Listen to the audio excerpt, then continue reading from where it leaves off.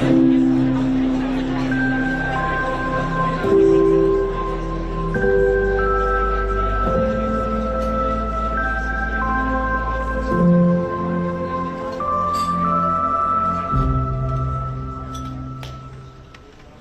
now, the JFK Library Foundation is pleased to present the 2025 John F. Kennedy Profile and Courage Award Ceremony.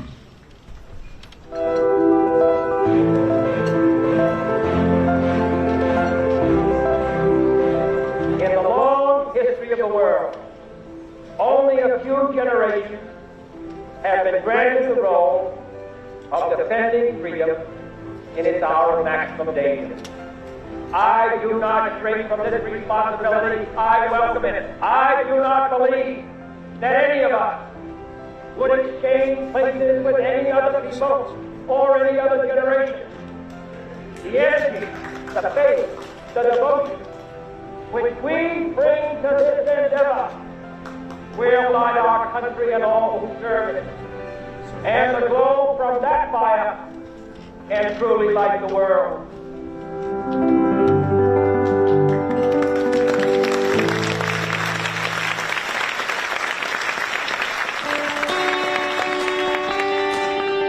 Please welcome Caroline Kennedy, Honorary President of the John F. Kennedy Library Foundation.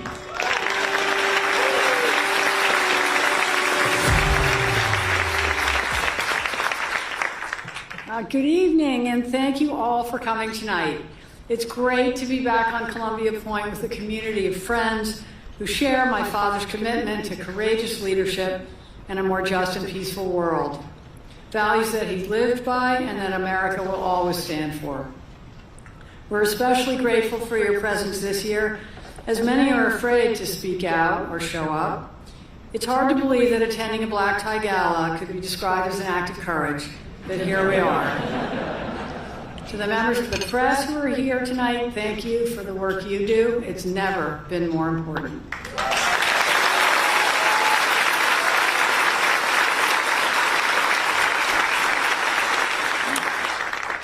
Every year we gather in May around my father's birthday, midwinter in Boston, to honor him and all those who dedicate their lives to public service. He believed that politics is a noble profession, and he inspired a generation to seek office and serve our country. They were our parents and grandparents, and now it's our turn. So first, I would like to recognize all the elected officials, past and present, here tonight, and thank you for putting our country first. Could you please stand so we could give you all a round of applause and let you know that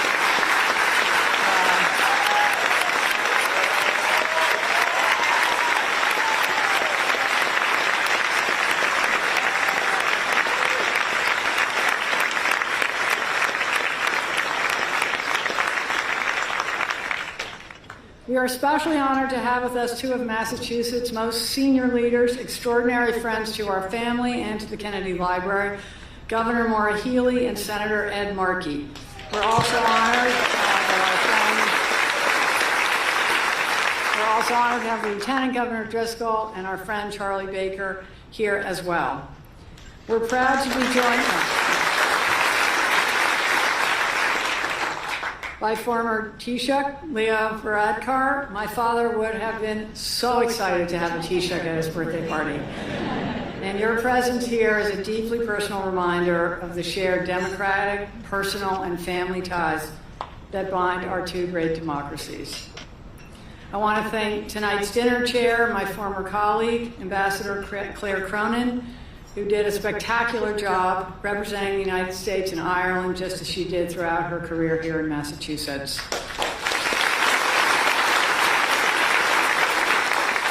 I know how proud Brockton is of your service and how thrilled the Irish were to have you, and it means so much to me and to all of us that you put a portrait of President Kennedy in the residence in Dublin.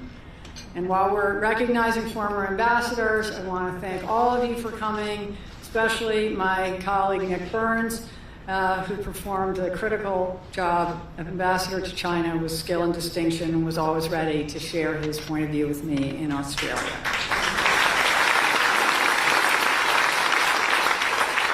There are a few other people here who make this celebration possible. They work at it day in and day out all year long. I want to thank the JFK Library Foundation Chairman, Ron Sargent, who never takes his eye off the library, even as he's now serving as interim CEO at Kroger's, where he first began his career. And I want to thank I want to thank Alan Price, Director of the JFK Library, for the support he gives to the foundation and his insight and partnership, and Foundation Executive Director Rachel Day Floor, who has led the foundation to new heights, inaugurating the partnership with Prince William's Earthshot Prize and working so hard to make the library an integral part of the Boston community.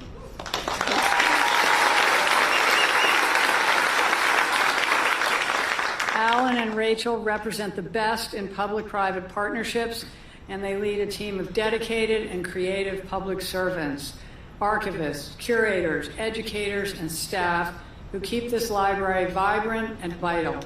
In these uncertain times, we appreciate you more than ever.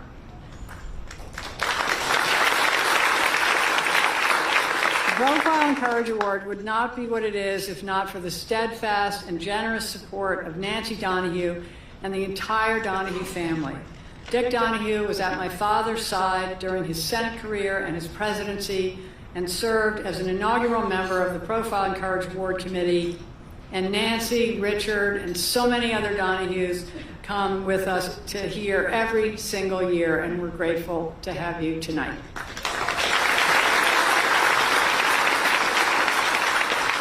I want to thank my family, especially my husband Ed, who designed this award, choosing a lantern from the United States Constitution as inspiration, evoking my father's love of the sea and symbolizing our continuing search for light in the darkness. I want to thank my children for carrying forward their grandparents' ideals and living their own lives of purpose. I'm grateful that Tatiana is a member of the library board and Jack serves on the Profile and Courage Award Committee, because I learned from my Uncle Teddy that working together across generations brings joy and improves results.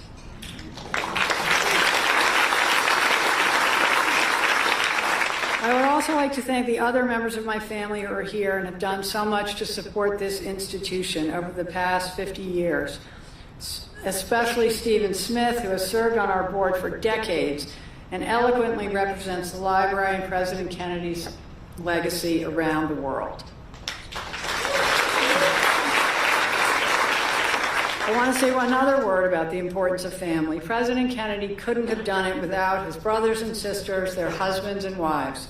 We lost my Aunt Ethel just a few months ago, and we remember her tonight. It's also why we always pay tribute to the families of our honorees. When politics is tough, it can be hardest on those who are the closest. But elected officials can't do their job without your love and support. All of America knows that that is true of the Pence family. Karen Pence has been at her husband's side throughout his career, sharing his faith and his commitment to public service. Like Vice President Pence, Karen put her own life at risk to stay in the Capitol on January 6th, as did their daughter Charlotte. We are honored to have you here tonight and hope that you will stand for a round of applause.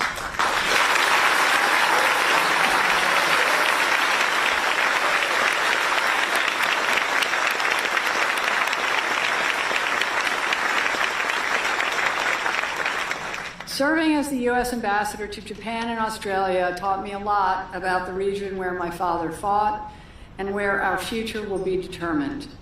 It also taught me a lot about the United States and gave me the chance to see up close what America means and what we stand for to the rest of the world. I learned firsthand that despite our flaws, and in part because we acknowledge them, America remains the indispensable nation. We stand for freedom, justice, and the rule of law. We uphold the global rules-based order, which has lifted millions out of poverty and enabled the greatest age of innovation and peace in history. And I learned that now, more than ever before, the challenges we face are interconnected and transnational. No country can solve them alone. Working together with friends, partners, allies, and even competitors is the only chance we have to build a better world. President Kennedy called his time the hour of maximum danger and welcomed the challenge. We're living in a similar moment now, not only because we are closer to a nuclear confrontation than at any time since the Cuban Missile Crisis, but because our government is under attack. As President Kennedy challenged us 60 years ago, now is the time for each of us to ask what we can do. The judiciary is answering my father's call, despite pizza deliveries, impeachment resolutions, and dangerous harassment. They are upholding the fundamental constitutional principles of due process and the separation of powers upon which our government is built. Artists are sacrificing. Harvard is resisting. WilmerHale is pushing back. Public servants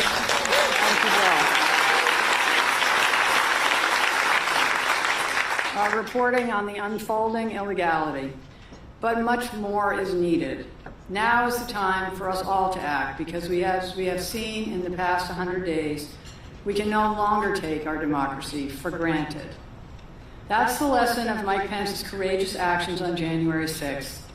Few of us who watched the violent invasion of our capital could believe what we were seeing. And even fewer understood the real danger and its true significance. I speak for myself and probably some others here when I say that at the time, I thought Vice President Pence was just doing his job. Only later did I realize that his act of courage saved our government and warned us about what could happen and is happening right now. But that's the thing about a true act of courage. Only the person who has to weigh the personal sacrifice against the national interest knows what it will cost them. And they do the right thing anyway. Many of the people in my father's book were vilified and misunderstood, but their actions have stood the test of time and inspired later generations to act with moral courage. Vice President Pence put his life and career and that of his family on the line to execute his constitutional responsibilities. His actions preserved the fundamental democratic principle of free and fair elections, and we are proud to honor him with the 2025 Profile and Courage Award.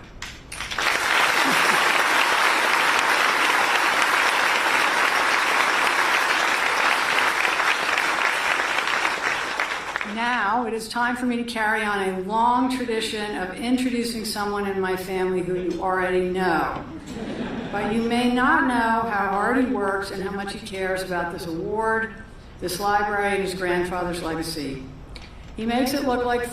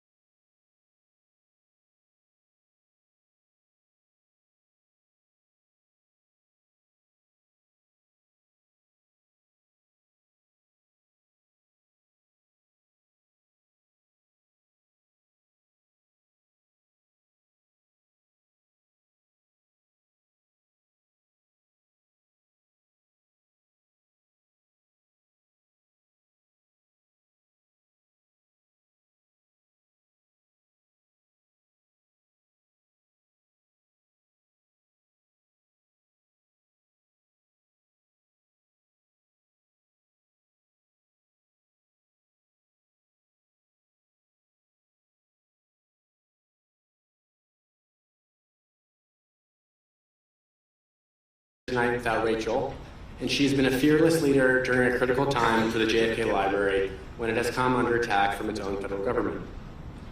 Rachel, though, would be the first to give all the credit to her staff. So thank you to everybody who works here day in and day out to keep President Kennedy's legacy alive.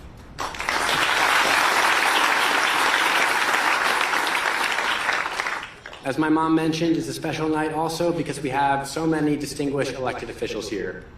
Thank you. It takes courage just to be in the arena now more than ever. To those who support the JFK Library, thank you for investing in the preservation of history and tonight's celebration of courage. To my fellow members of the Award Selection Committee, thanks for the time you put in and for always making the right decision. and to my friends who showed up means a lot. I've had the honor of introducing the Profile and Courage Award since 2013, when I was just 20 years old. That year, we celebrated two men who both broke with their party. President George H.W. Bush raised taxes after promising not to, because, as he thought, the national deficit was too important to ignore. We also honored that year Paul Bridges, the mayor of Uvalde, Georgia, and its 400 residents. He broke ranks and joined a federal lawsuit to block the implementation of a bill which authorized ICE agents to demand papers at random traffic stops and criminalize citizens who interacted with undocumented people but did not report it. 13 years later, a lot has changed, but then again, not really, because breaking with your party has always taken courage. And now the reason we're here, the man of the hour, former Vice President of the United States, Mike Pence. No, not yet. Not quite yet. My family is proud to stand with you and yours. As my mom said, politicians rely on their families, especially when times are tough. So we're so happy that Mrs. Pence could be here as well. The Profile and Courage Award does not celebrate victory or success. Instead, the winner often has to lose something first. It's an honor reserved for elected officials who put the national interests before their own, risking their lives and their own political careers. We all remember January 6th, 2021. But 4 years later, some of us now remember it differently. Because as time passes, memories change. And now more than ever, the historical record seems up for grabs. Pardons have been issued. Statements made at the time have since been amended. But the truth matters. And tonight we remember what actually happened. It wasn't a peaceful protest. It was an attempted coup. A failed insurrection that nearly succeeded, and might have, if not for Mike Pence, who saved America that day. Let's briefly recall the events that took place. President Trump tried to steal the 2020 election, first by spreading lies about election fraud to undermine confidence in the results, and then, when Congress met to certify those results, he demanded Pence do the inconceivable: throw them out and replace them with his own. Trump's plan all came down to the decision of his own vice president.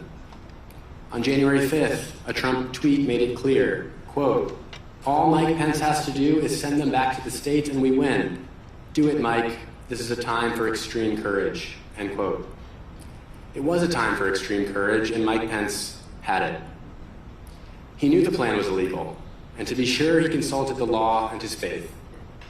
And when the time came, with the mob calling for his execution as they stormed into the U.S. Capitol to stop the certification vote, Pence did not flinch. He refused the president. He stayed in the Capitol with his family and worked to coordinate the federal response. Mike Pence is a proud, lifelong Republican. He served in Congress for 12 years. He was elected governor of his state and vice president. After decades of public service and dedication to his party, Pence must have known at the time that there would be no going back. He must have known that he would lose the support of President Trump and that his political future might be over. But none of that mattered. Vice President Pence and I are from different sides of the aisle, and we disagree on a lot. But that is what makes tonight so powerful. Because before we are partisans, we are patriots. We recognize tonight that the peaceful transfer of power, which we may have thought was a given, isn't really. It has and always will depend on men and women of courage. And finally, tonight we remember that the insurrection failed, and that celebrating the wins is just as important as marking the losses. For we are only following President Kennedy's timeless instructions. For he said, "It is always better to light a candle than to curse the darkness." Thank you. And now it is my honor to welcome Vice President Mike Pence to the stage to receive the 2025 Profile and Courage Award.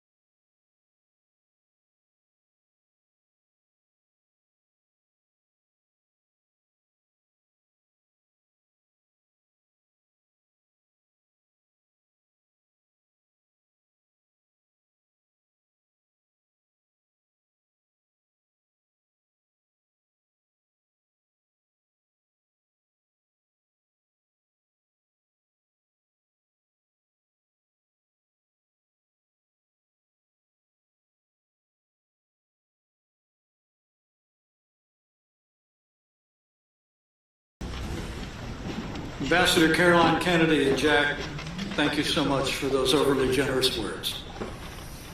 And to all of you for that warm welcome. I must tell you, Caroline and Jack, your father and grandfather has been a hero of mine since my youth. And to be associated in any way with President Kennedy's legacy, with his ideals, is a distinguished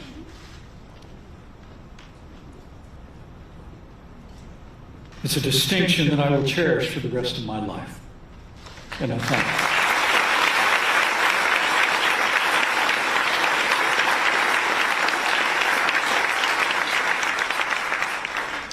I must confess to a little bit of anxiety about coming tonight.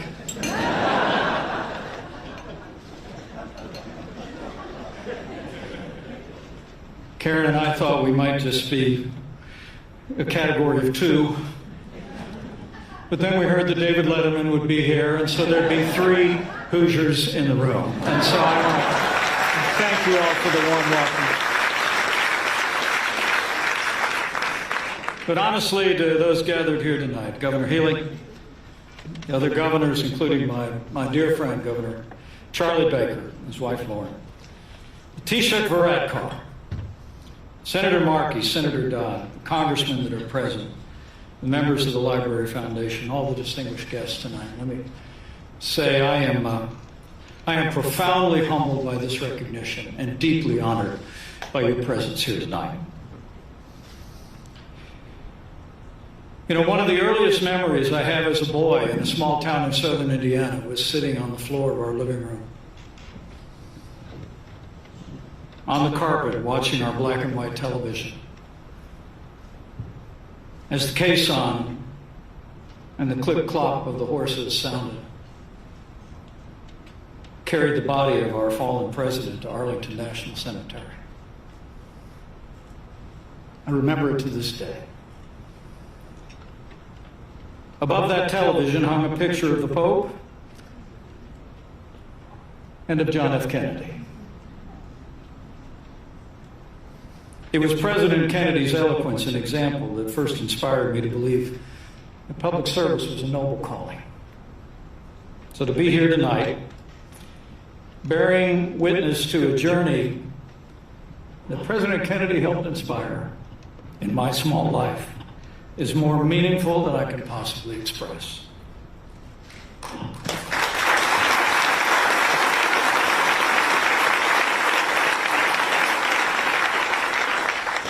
It was a great honor to serve as your vice president through all the history that we made.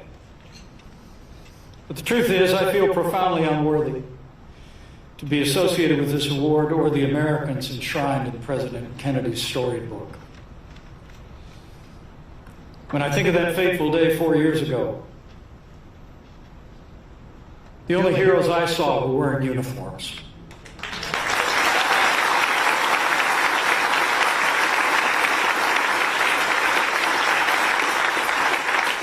And while I cannot see myself among those noteworthy Americans in the President's book, I will say that the words of John Quincy Adams spoke to my heart.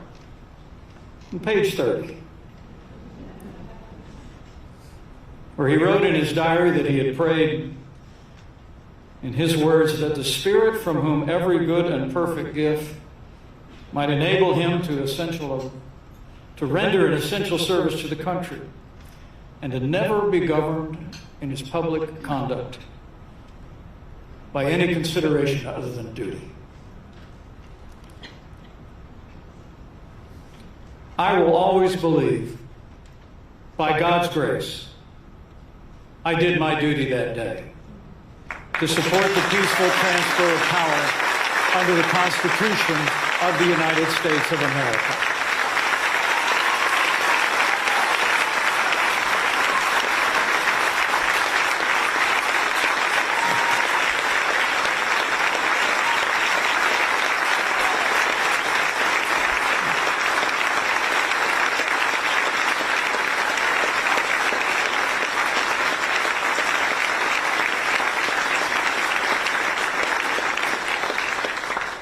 The Bible says he keeps his oath even when it hurts. I know something about that. So in accepting this award, I hope you permit me to give honor and glory to the one who gave me grace and strength to see that day through, my Lord and Savior, Jesus Christ. Secondly, we have a saying back in Indiana. And when you see a box turtle on a fence post, one thing you know for sure. You had help getting there. So I want to share this recognition tonight with some very special people. First and foremost, my beloved wife and our former Second Lady, Karen Pence.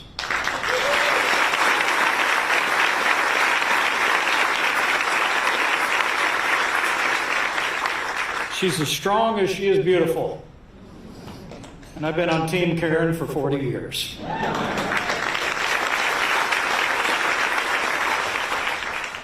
Caroline, I'm grateful that you mentioned that history should record that along with our daughter, Karen refused to leave the Capitol that day as well.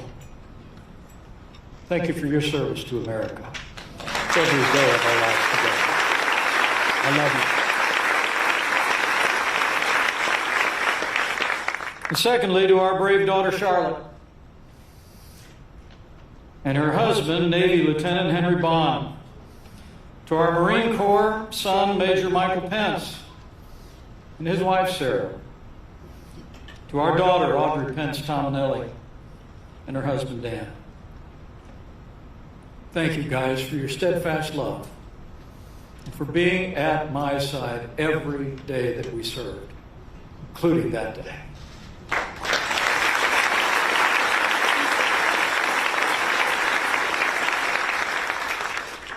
And to our entire family back home in Indiana.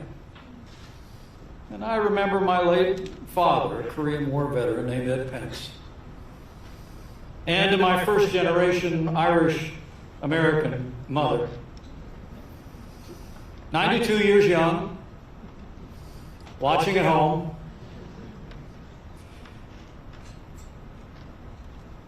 Thanks for teaching me to love this country as much as you do, Mom. I love it.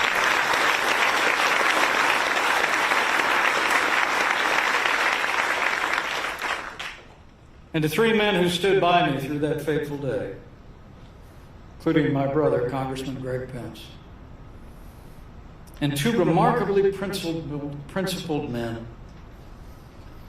who are joining us here tonight with their spouses. My former Chief of Staff, Mark Short, my General Counsel, Greg Jacob, stood in the pocket in those fateful days and never wavered. If history remembers any of our service, I pray history will remember your indispensable counsel and courage during those fateful days in the life of our Lord.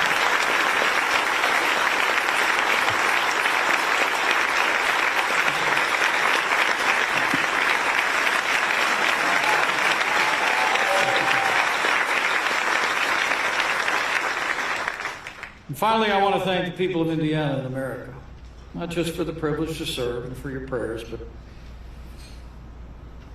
for the words of encouragement over the last 4 years in airports and diners, stopping me on the street, people speaking a word of gratitude from every political background that I've heard over and over again, including through this special evening. Thank you all. It was my great honor to serve you.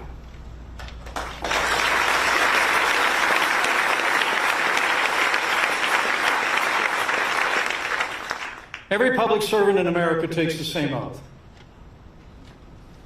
Place your hand on the Bible, raise your right hand. And you swear that you'll support and defend the Constitution of the United States against all enemies, foreign and domestic. You bear true faith and allegiance to the same. You take the obligation freely, without any mental reservation or purpose of evasion. And you pledge to well and faithfully discharge the duties of the office of which you're about to enter. And it ends with a prayer. So help me God. My Marine Corps son once reminded me, "Dad, you took the same oath I took. Nothing else matters." January 6th was a tragic day, but it became a triumph of freedom. And history will record that our institutions held when, after law enforcement secured the Capitol, leaders in both chambers, in both political parties, reconvened the very same day and finished democracy's work under the Constitution.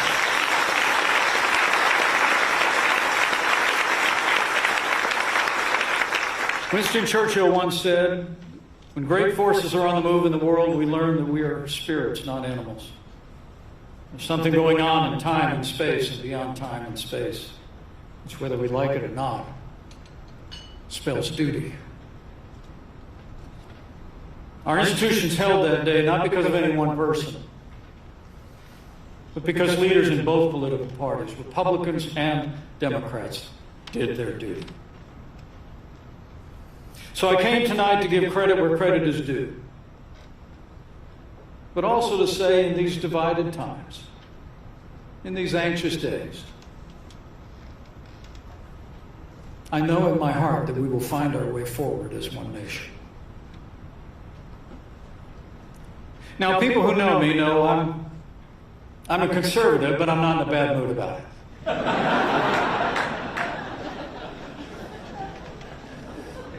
I believe in a strong defense, limited government, the right to life, and I'm going to go out on a limb and say that might put me in the minority in this room. But I also have differences with members of my own party on spending, tariffs, and my belief that America is the leader of the free world and must continue to stand with Ukraine until the Russian invasion is repelled and a just and lasting peace is secured.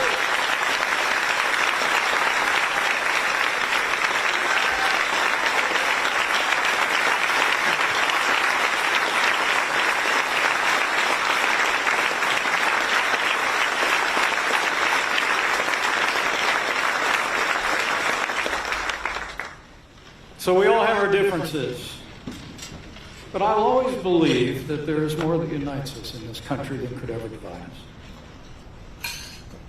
Sometimes I tell people, you get 15 miles out of Washington, D.C., the people in this country actually get along pretty well. Because at the end of the day, for most Americans, it's about our families. It's about our kids, about our grandkids. Karen and I just learned this weekend that we're going to have a new grandson come this fall. That makes 5. Americans long just to make an honest living, to live, to work, to worship, according to the dictates of their conscience. But to forge a future together, we have to find common ground. And I hope in some small way, my presence here tonight is a reminder that whatever differences we may have as Americans, the Constitution is the common ground on which we stand.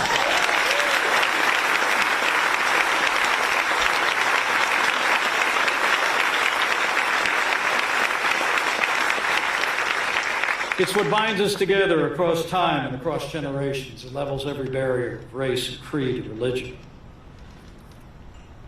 It's what makes us one people, one family. And I believe the Constitution is the foundation on which we can forge a future of security and prosperity for all of the American people. And as I stand before you tonight, deeply humbled by this honor, I want to assure you that I know we will forge that future. For I have faith. You know, in all my travels as your vice president, and as a governor and a congressman, I've seen the American people in good times and bad. Farmers, factory workers, doctors, and nurses rising to the challenge to make a living, to love their neighbors. I've also seen our people in the wake of tragedy, hurricanes, wildfires, and losses of human origin. And I am convinced the American people are the most faithful, resilient, hardworking, generous, and patriotic people the world has ever known.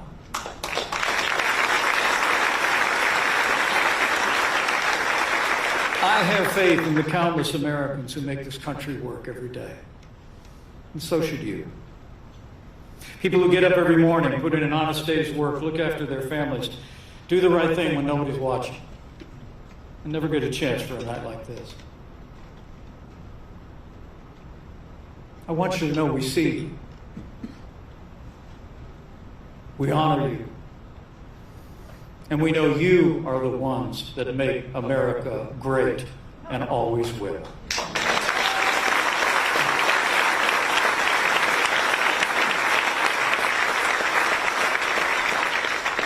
And I have that other kind of faith as well. Above the mantle in our home since before our first successful election 25 years ago is a framed parchment Karen gave me. Bears the words of the prophet Jeremiah and reads, "For I know the plans I have for you, plans to prosper you and not to harm you, plans to give you a hope and a future." God is not done with America yet. And I believe with all my heart, if we'll turn our hearts to Him, as President Kennedy said, ask His blessing and help, make His work on earth our own, America's best days are yet to come. So help us God.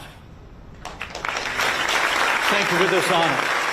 May God bless the memory of President John F. Kennedy, and God bless you all.